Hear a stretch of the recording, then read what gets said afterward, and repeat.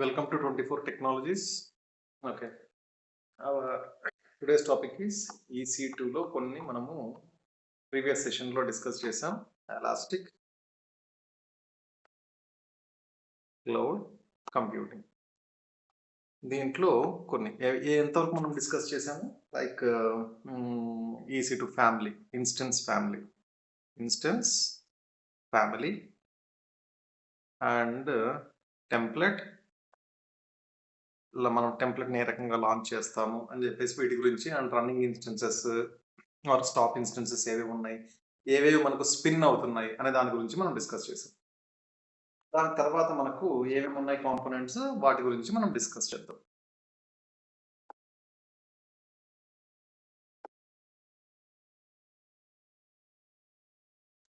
Yeah, here we go. Come on.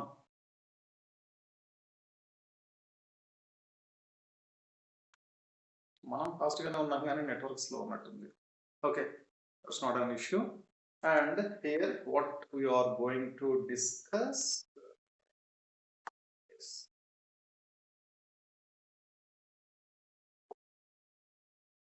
these all are okay. మనం ఎంతో discuss no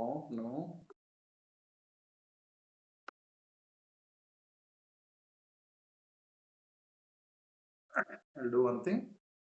మళ్ళీ ఒకసారి తీసుకుందాం, పెన్ కలర్ చేంజ్ చేద్దాం. ఎస్, ఇక్కడ నుండి వీటి గురించి మనం డిస్కస్ చేద్దాం. Spot requests and saving plans, reserved instances and dedicated posts capacity అన్ని చూడడానికి సేమ్ ఒకే రకంగా ఉంటాయి, బట్ ఆల్ ఆర్ డిఫరెంట్. అన్ని చూడడానికి మనకు సేమ్ ఒకే రకంగా ఉంటాయి. స్పాట్ రిక్వెస్ట్స్ కానీ, ఆర్ సేవింగ్ ప్లాన్స్ కానీ, రిజర్వ్డ్ ఇన్స్టెన్సెస్ కానీ, and dedicated posts and capacity reservations. ఇక్కడ మనం ఫస్ట్ స్పాట్ రిక్వెస్ట్ అంటే, స్పాట్ అంటే ఏంటి? మీరు ఎప్పుడన్నా మనం నార్మల్గా మనకుంటే ఎప్పుడు తీసుకున్నారా అంటే, స్పాట్గా డెసిషన్ తీసుకున్నా ఆ టైంలో ఇమీడియట్గా వెళ్ళి తీసుకున్నా, ఏదో సమ్వాట్ ఏదో ఒకటి అనుకోవడం. ఓకే, అనుకోకుండా అయిపోయింది, అనుకోకుండా స్పాట్గా డెసిషన్ తీసుకోవడం అయిపోయింది, అది వర్క్ అట్లా అయిపోయింది. అంటే నువ్వు ఇన్స్టెన్స్ను ఒకటి క్రియేట్ చేసేటప్పుడు నువ్వేం దాని గురించి ఆలోచించకుండా స్పాట్ రిక్వెస్ట్ అంటే అప్పటికప్పుడు నువ్వు ఒకటి నాకు ఈ టైప్ ఆఫ్ ఇన్స్టెన్స్ కావాలి అని చెప్పేసి రిక్వెస్ట్ చేస్తున్నావు.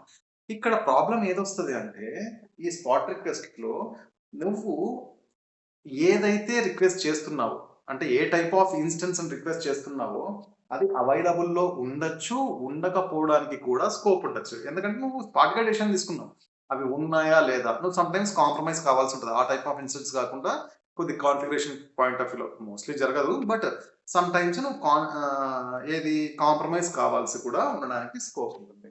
And next saving ప్లాన్స్లోకి వచ్చినామంటే, savings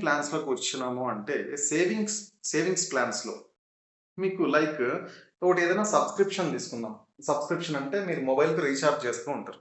mobile రీఛార్జ్లో మీరు 1 మంత్కి రీఛార్జ్ చేసేది అరౌండ్ ఒక 200 ఉంది. అదే 3 మంత్స్కి రీఛార్జ్ చేసుకున్నారంటే ఎంత పడుతుంది?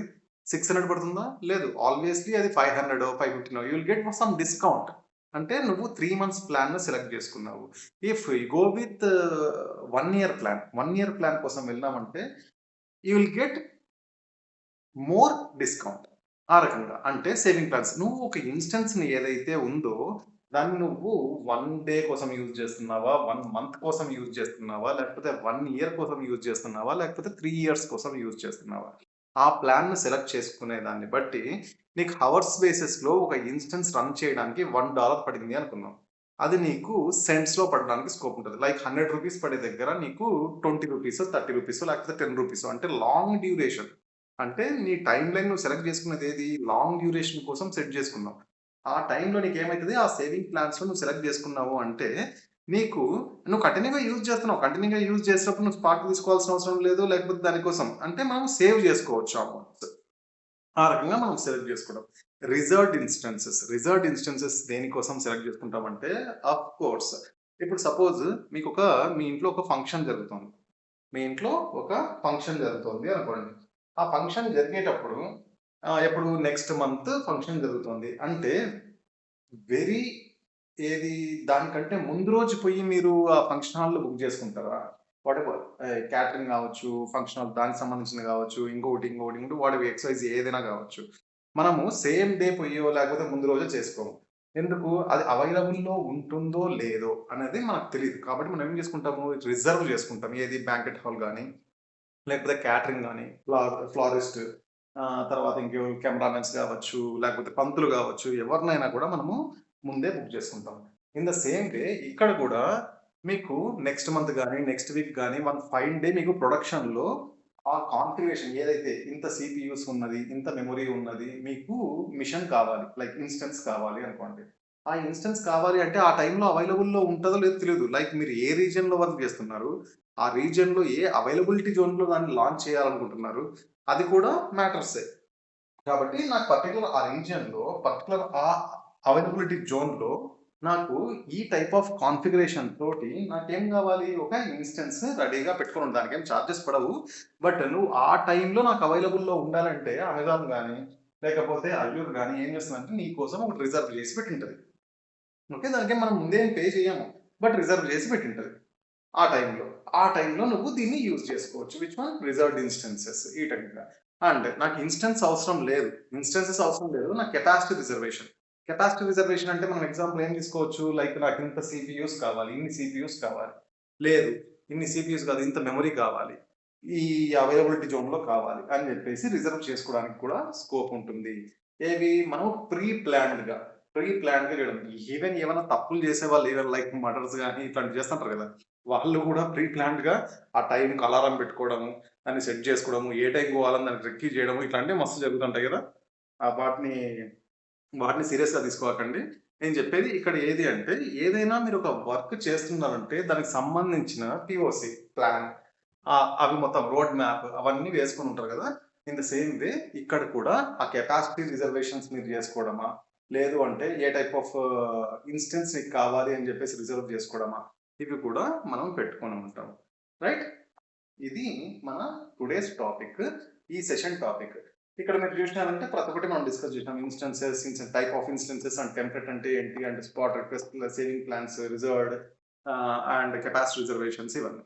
మనం నెక్స్ట్ సెషన్‌లో ఏం డిస్కస్ చేద్దామంటే ఏఎంఎస్ అండ్ ఏఎంఐ క్యాటలాగ్ గురించి మనము డిస్కస్ చేద్దాము. ఓకే. ఎవరైనా సబ్స్క్రైబ్ చేసుకునే వారంటే సబ్స్క్రైబ్ చేసుకోండి. If you have any doubts as యూజువల్‌గా మీరు కామెంట్ బాక్స్‌లో కామెంట్ చేస్తే నేను వాటిని క్లారిఫై చేస్తాను. ఓకే.